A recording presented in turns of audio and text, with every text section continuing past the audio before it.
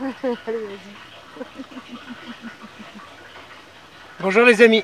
Eh bien, Coucou les amis. Sandrine est venue me rejoindre. Je m'y attendais pas celle-là. Mais c'est tant pis pour elle. Ah, Elle t'es est venue chiant. m'embêter au potager.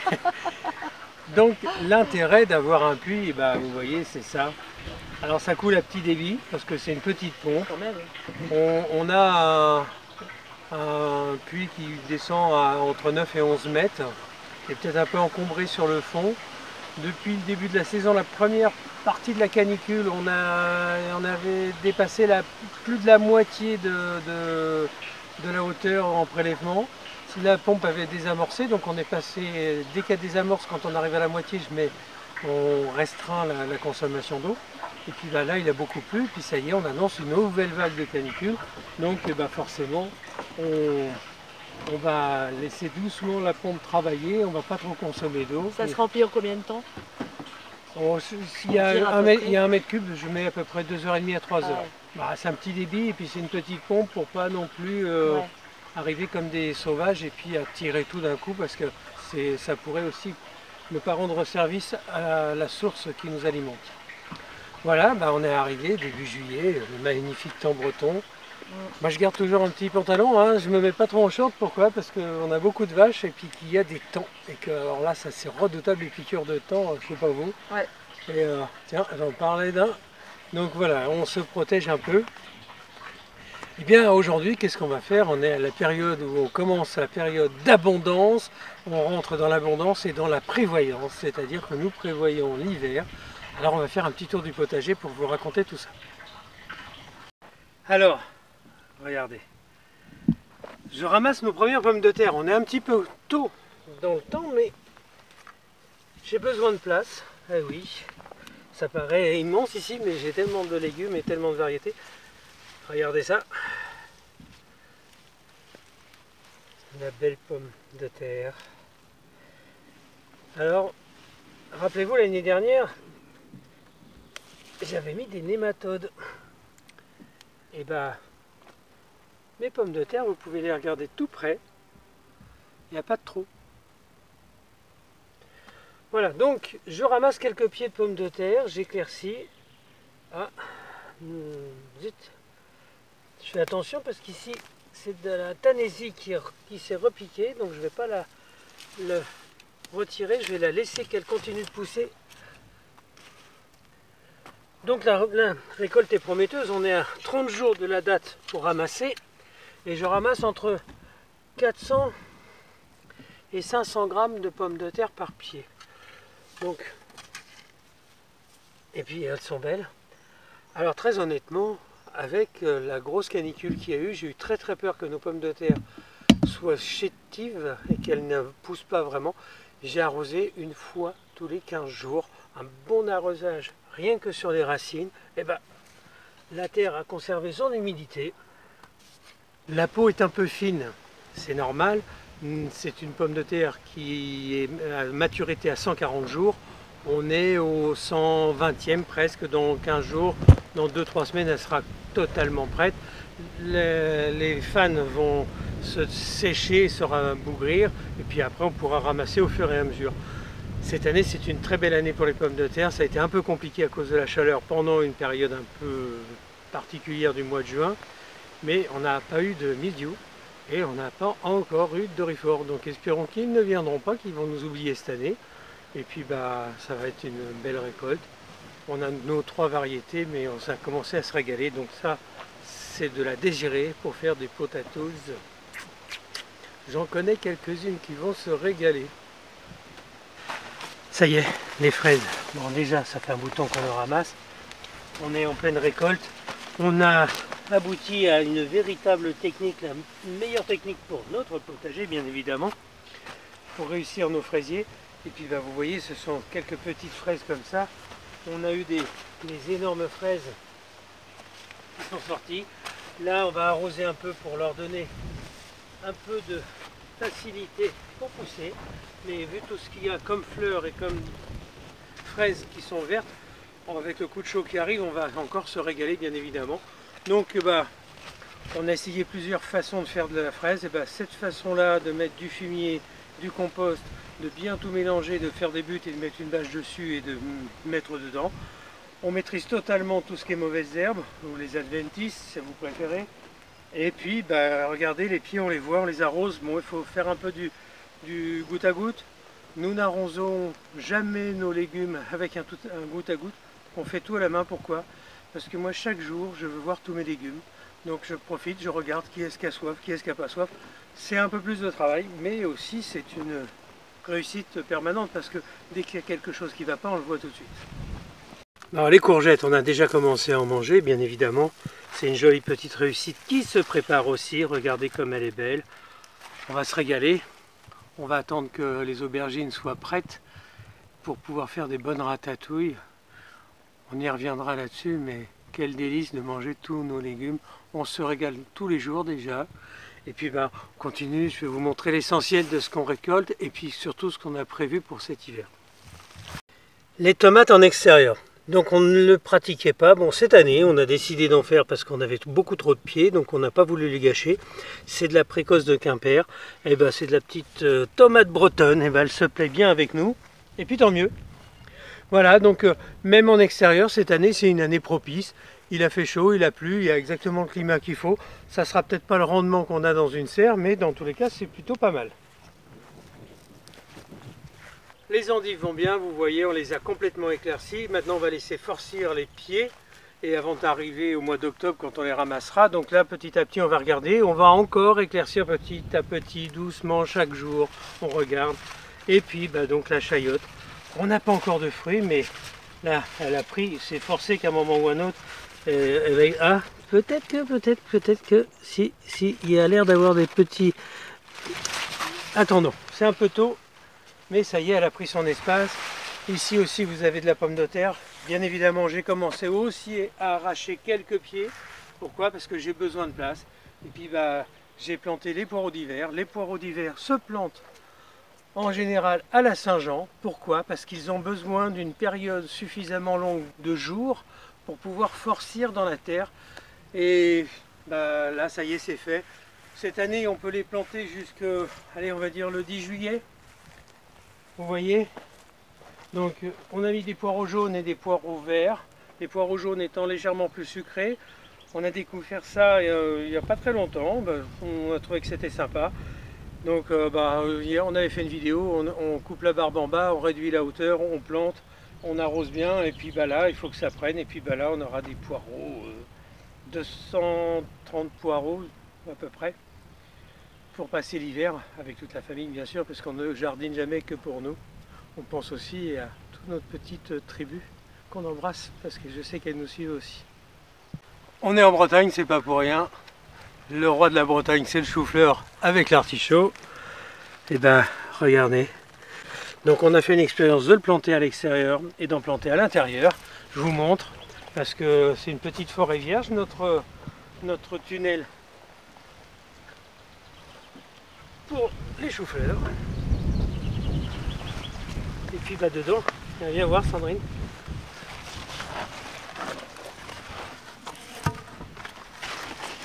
Voilà. Oh my god, je l'avais pas vu. Oh oui. Oh là là, magnifique. Bon bah voilà. Et puis bah les autres ils se préparent aussi, hein. Ils sont tous là. Ils sont tous là. Regardez cette blancheur. C'est somptueux. Je vais me régaler. J'adore le chou-fleur cru, hein, pas trop cuit, mais cru, oui, à l'apéro, avec une petite sauce au yaourt. Vous savez que si vous m'invitez à l'apéro, ce que vous devez faire. Et puis, bah, si vous entendez, approche-toi Sandrine.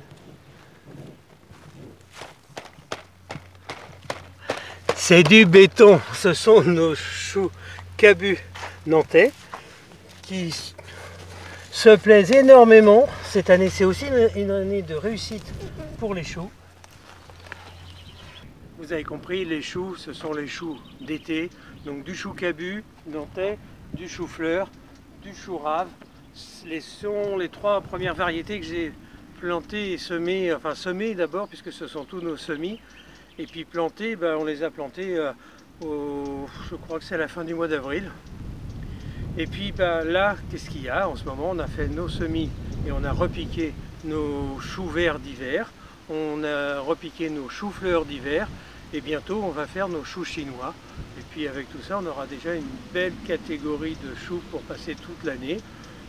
Alors nous, on en consomme beaucoup. Les Français, en moyenne, en consomment beaucoup moins. Mais c'est vrai que dans des petites salades, un petit chou cabu, là, bien effilé, bien fin, c'est très bon.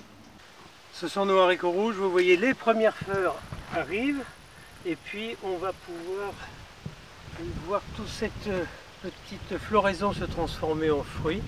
Et donc on mangera évidemment nos petits haricots rouges, j'espère assez rapidement, parce que j'en ai assez envie quand même. Ça me plairait bien de goûter ça. Surtout frais, c'est bon, hein. Les artichauts. Bon, la saison est passée, on est presque arrivé au bout. On en a toujours qui sortent un peu de partout, tant mieux, ça continue de pousser gentiment. Et ben tout va bien, puis tant qu'on pourra manger des artichauts, ce sera super. On a les petits violets donc qui poussent plus en ce moment, peut-être à cause de la chaleur qui se plaisent plus, c'est des artichauts de Provence. La fève. Alors on a planté début février les premières fèves, on est dans un climat semi-océanique ou océanique, on est en Bretagne, donc la fève à l'extérieur ça se plante après les seins de glace. Vous voyez, je leur mets des petites pinces de façon à ce qu'ils montent. La fève, on attend la 7e fleur ou le 7e fruit. Après on coupe la tête pour éviter que les pucerons viennent. Il n'y a pas d'entretien particulier, il faut penser à les arroser de temps en temps. Ça ne demande pas grand travail, mais c'est toujours agréable de se faire une petite salade de saison avec les fèves. Qu'est-ce que c'est bon aussi ça. Vous voyez juste devant moi, ce sont les petits pois. C'est la deuxième série de petits pois qu'on a planté 3 semaines après la première.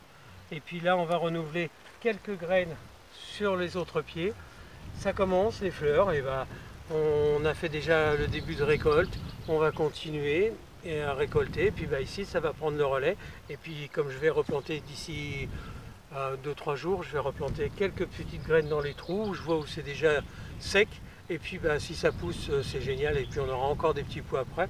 Mais là maintenant ça y est, on est arrivé à notre quota, on avait planté 400 graines, on va avoir ce qu'il nous faut pour pouvoir déjeuner. Ah, regardez, le premier bébé qui se présente.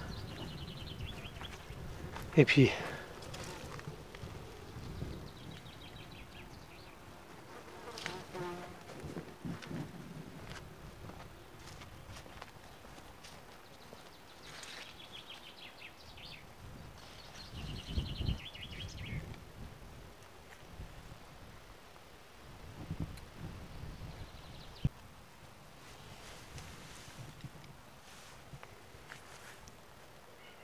la saison des fruits rouges est largement avancée, on a déjà récupéré et récolté toutes les groseilles, les rouges, les jaunes, les groseilles à maquereau. On a fait une recette que Sandrine vous dévoilera un de ces jours. On a récupéré aussi les cassissiers, on récupère beaucoup de framboises, c'est en continu les framboises. On va arriver à la période de la mûre. Ça c'est des mûriers sans épines. Vous voyez, on les a attachés pour qu'ils montent sur la pergola, comme ça sera tout un ensemble. Ah, on est en train de prévoir aussi un joli truc de ce côté-là, ça va être très très joli. Et puis vous voyez un peu les trucs. Regardez la taille de mon ongle. Ça vaut la peine d'avoir ce genre de petites choses à la maison. Les haricots verts, j'en ai replanté il y a 2 jours, c'est la 3e série. Donc ici, la première c'est celle qu'on récolte déjà du mois d'avril. Et ici c'est celle qui est du mois de mai. Et vous avez ici des haricots grimpants, on va faire connaissance avec eux cette année. Et puis derrière les patates douces qui sont merveilleusement acclimatées. Vous voyez elles commencent à pousser, elles s'étendent. Donc on les arrose régulièrement pour l'instant en attendant la fin du mois de juillet où on va commencer un arrosage intensif de façon à ce qu'elles se développent entièrement. La gourmandise d'une framboise cueillie dans l'arbre, il n'y a rien de meilleur.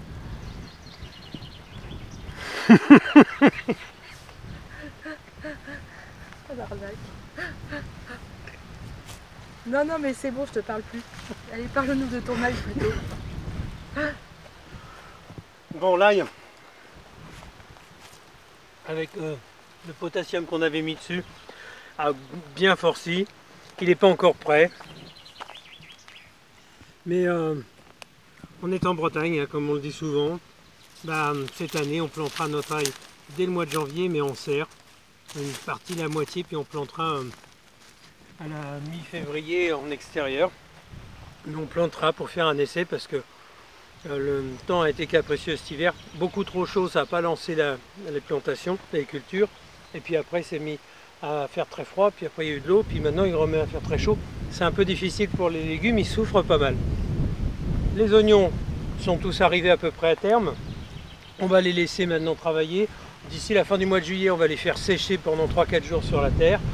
À partir de là, qu'est-ce qu'il faudra faire? Bien évidemment, c'est nettoyer votre terrain. Alors pour ça, il y a une chose qui est extrêmement facile, de la moutarde et de la facélie. Vous semez à la volée une fois que vous avez nettoyé votre terrain. La moutarde, il n'y a pas besoin de l'enterrer, ça pousse tout seul. La facélie, c'est la même chose. Vous arrosez bien pendant quelques jours, ça sort et ça va vous nettoyer tout votre terrain. Et puis en plus, maintenant vous pourrez récolter votre moutarde et puis vous pourrez faire votre moutarde vous-même, puisque Sandrine a eu la bonne idée de vous le montrer ces jours-ci et je crois que vous avez beaucoup apprécié la moutarde faite maison. Première série de petits pois en plein rendement. C'est génial cette période parce qu'on fait une dégustation au potager. Qu'est-ce que c'est bon! Là, on s'approche de la partie des légumes du sud. Donc derrière moi, vous avez les haricots d'origine tarbaise.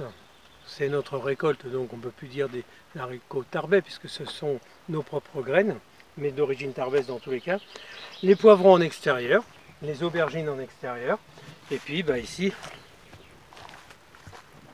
ça pousse bien, hein, c'est mignon. Hein. Bon, j'en profite, à chaque coup que je passe, je retire toujours quelques mots. Hop. Voilà. Donc ici, on est dans on a surnommé ça la serre du sud. Ce sont les concombres ici, les tomates là, les poivrons. Bon, les concombres, vous voyez, ils sont en pleine fleur, ça va pousser vite. Et puis ici, ce sont les concombres à confire, pareil. Ils poussent super bien. Regardez, les premiers qui arrivent, c'est des tout petits bébés. Hein. J'ose à peine les toucher tellement c'est fragile. Puis ça continue de grimper, puis on les aide. Et puis c'est mignon. Hein. Hop. Alors ici, c'est une expérience de l'année, c'est la pastèque. Et bien la pastèque, ça fonctionne. Bon alors elle est en serre, elle est dans le milieu de la serre hein, parce que j'avais pensé que ça aurait besoin de plus de chaleur que d'autres légumes. Bon, regardez toutes ces petites fleurs. J'ai aperçu nos premiers fruits, il est là. Notre première pastèque, elle est là. Bon, c'est tout petit, hein, ça sera peut-être pas une grosse récolte, mais ça fait plaisir de voir qu'on peut se faire soi-même sa pastèque en Bretagne. Ah, puis ici, c'est le légume de l'année, celui qu'on ne connaissait pas. Ce sont des piments poivrons ou poivrons piments. Regardez la taille, ils sont magnifiques. On renouvellera ça l'année prochaine. Derrière, les piments de Cayenne, les jalapenos, et puis les tomates qui font leur petit bout de chemin, qui poussent. Regardez, ça vient. Oh, d'ici le 15 juillet, on va bien commencer à manger les premières tomates, ça va être génial. Les carottes dans la serre, on les avait plantées cet hiver, elles sont presque arrivées à la fin, on récupère pas mal de carottes encore. Et puis là, il y a la deuxième série qui se prépare, où je vais retirer les pommes de terre, et bien je vais mettre des carottes, je vais mettre 2 rangées de carottes, à côté des haricots verts, ça se plaît bien. Et puis vous voyez dans les petits loupés qu'il y a, ça ce sont des haricots de Paimpol.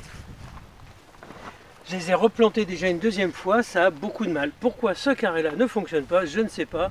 Sûrement que j'ai pas trop porté d'attention, j'ai peut-être fait une petite bêtise, ou j'aurais peut-être dû penser, ouais, puis la terre, elle a durci, quoi.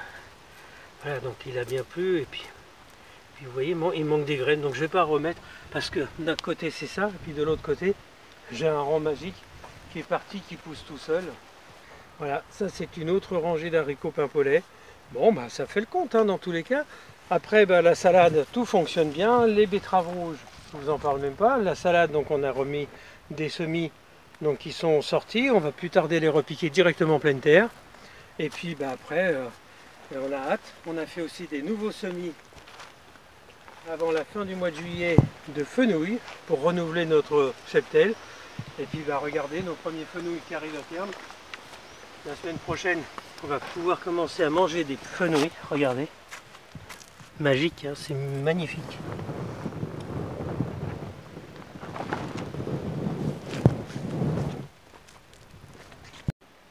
Dans la serre à tomates, dans la serre de 40 mètres carrés, tout va bien. C'est incroyable, tous les jours, ça change. Regardez-moi ces magnifiques tomates potirons. La taille de ces tomates, regardez par rapport à ma main, elles sont superbes. Alors les potirons, c'est une très belle réussite. Les tomates cerises, je vous l'ai dit, je les laisse buissonner, je laisse les gourmands pour les tomates cerises. Comme ça, j'en aurai encore plus. Ici, la première série de carottes qui se termine gentiment. Le basilic, il va falloir que je replante. Ici, mes tomates Saint-Pierre, mes pieds de tomates Saint-Pierre, ceux-là partiront en conserve. Je vous emmène voir les aubergines. Les aubergines, eh bien, fort de notre expérience, c'est la 3e année de potager que nous faisons ici, dans le centre-Bretagne, de ce coin-là. La première année, la serre était dans l'autre sens, vous savez qu'on a eu pas mal de dégâts. Par contre, les aubergines s'étaient beaucoup plus exposées plein sud, contre la réverbération de la bâche qu'il y avait, et avec un paillage, et ça se fait super bien marcher. On avait eu entre 15 et 20 aubergines par pied, c'était une récolte extraordinaire. L'année dernière, j'ai dit je renouvelle le truc, c'était une année très pluvieuse, ça a été une catastrophe, il n'y a rien qui s'est passé. Donc je me suis dit, bon, donc selon l'année, il faut savoir varier et tout. Donc cette année, j'ai trouvé le truc, ça maintenant ça sera définitif. Les aubergines sont au bord de l'entrée de la serre. Vous voyez, les aubergines poussent généreusement. Et bien ici, vous voyez, c'est les premières fleurs qui arrivent de partout. Il y en a sur tous les pieds. D'ici, là, il y en a même 3 sur le même pied. Petite remarque personnelle, je ne sais pas s'il y a une réalité existentielle là-dessus, mais 1, 2, 3, 4, 5, 6, 7 feuilles. À partir de la 7e feuille, la grosse feuille qui pousse, eh bien on commence à voir les fleurs arriver. Donc j'ai remarqué ça déjà depuis quelques années. Ça n'a aucune incidence particulière, ça n'empêche rien, mais bon, c'est marrant de voir qu'à partir de la 7e feuille, il y a une fleur qui arrive et on a les premiers fruits qui s'annoncent à travers ces fleurs. Donc on les a mis en extérieur aussi, ça va pousser, mais on ne peut pas garantir qu'on ait les mêmes résultats, puisque là on les a plantés le même jour, il y a une très très grande avancée, incomparable. Donc la situation d'une aubergine, juste au bord de l'extérieur de la serre, les portes ouvertes, elle est protégée et elle pousse très bien. Et puis on finit peut-être par les melons, les petits melons, les gris de Rennes. Et bien voilà, ça aussi c'est une autre expérience. Bon, ça pousse comme du chien en Provence, ça c'est normal puisque c'est la région, mais ici vous voyez, regardez, c'est les premiers. Alors ça ne sera pas des très très gros melons, mais là déjà on a 2 petits départs de fruits. Donc pour les melons, petite astuce, petit conseil, si je peux me permettre, c'est dès que vous avez sur une branche 2 beaux fruits qui sont marqués, vous coupez la 2e feuille après le 2e fruit et vous ne laissez plus pousser de façon à ce que vos melons profitent complètement et deviennent très très jolis. Regardez ça. Voilà, donc les melons, il n'y a aucun problème d'en avoir en Bretagne, par contre c'est en serre. Donc on les a mis aussi à côté de la porte parce que c'est quelque chose qui est assez vigoureux, qui est capable de tenir le coup. Mais on le met toujours juste au bord de la sortie. Et puis les poivrons c'est pareil, ça pousse super bien. Quel bonheur! Bon, il fait 28 degrés dans la serre, ça commence à faire bien chaud, mais ça fait plaisir. Et bien les brocolis, je vous avais dit que j'avais raté la première semence qu'on a fait, qui est partie directement en fleurs. Et on a tout repris à zéro, et puis ça y est, on a des brocolis qui arrivent. Et bien voilà, vous voyez, on a des choux-fleurs, on a des choux raves, on a des choux cabus, on a des choux de tête de pierre, on a des choux brocolis. C'est un réel plaisir de manger tout ce qui se prépare. Vous l'avez compris, là on est dans une période où il faut commencer à bien renouveler tous ces légumes. Je vous ai tout dit sur ça. Il reste peut-être que j'ai oublié que il y aura de la mâche qui viendra plus tard, les épinards qui viendront plus tard.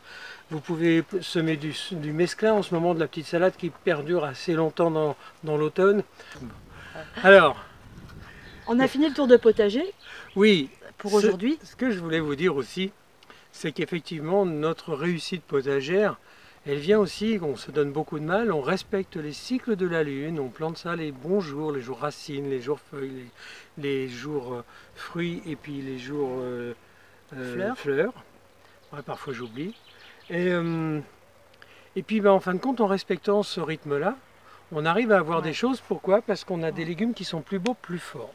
Non. Et c'est vrai qu'on a des petits ratés de temps en temps, mais 95-97% de nos légumes fonctionnent à merveille, on n'y revient pas dessus, on n'a pas beaucoup d'entretien, et puis bah, on Des respecte... herbages. Bah, Des herbages. oui, je retire beaucoup Mais, d'adventices. Moi, ce que j'adore, c'est chaque jour, tu viens au potager et en fait, chaque matin, il est différent. Hein, ça, c'est génial parce que dans la nuit, il se passe des choses. Tu pars le soir, ta courgette, elle est comme ça, tu arrives le lendemain matin. Elle a pris 5 cm ou 7 cm. C'est dingue. Et bien maintenant, il me reste à les planter, à les semer, pardon. Je fais 2 rangs de navets et 2 rangs de carottes. Bon, je voulais vous parler avant de vous quitter d'une carotte exceptionnelle. J'ai réussi à la trouver, ça fait un bout de temps que je tournais. C'est la géante de Tilk. La géante de Tilk, c'est une carotte qui fait entre 20 et 25 jusqu'à 30 cm de long. C'est une carotte traditionnelle du nord de la France, c'est une carotte rustique, ça pousse dur et ça pousse bon. Et là, pour les carottes d'hiver, ça se sème avant le mois d'août. Et puis donc je ne vais pas le faire aujourd'hui, je vais attendre puisque aujourd'hui je mets une autre variété. Pourquoi tu la mets pas aujourd'hui? Parce que je la mettrai début août, mais ça c'est... Le mec qui répond pas à ma question. Non, je réponds pas puisque... Ah, d'accord. Bon. Je ne peux pas vous répondre puisque je peux garder un peu des secrets pour les prochaines d'accord. Et vidéos. Ce soir on a séance d'arrosage. Ah oui, ouais, oui. Ce soir, grosse séance d'arrosage. Là, je viens de remplir la cuve, il y a 1 mètre cube d'eau, on a pour un bout de temps. Je vais mettre du purin d'ortie sur mes blettes qui ont un petit peu du mal. Bon, on va les aider, on va leur mettre un petit coup de boost, ça va aller tout seul. Puis après, tout le reste, ça va bien, donc il n'y a rien à faire. Okay. Si, regarder, récolter, manger, déguster. Et attendre avec impatience l'arrivée des premières tomates. Les amis, on vous embrasse très très fort, on vous souhaite un excellent week-end. Et on se retrouve très très vite sur Popote et Potager pour plein de nouvelles aventures. Au revoir Thierry. Et quelles aventures. On vous embrasse très très fort. À bientôt.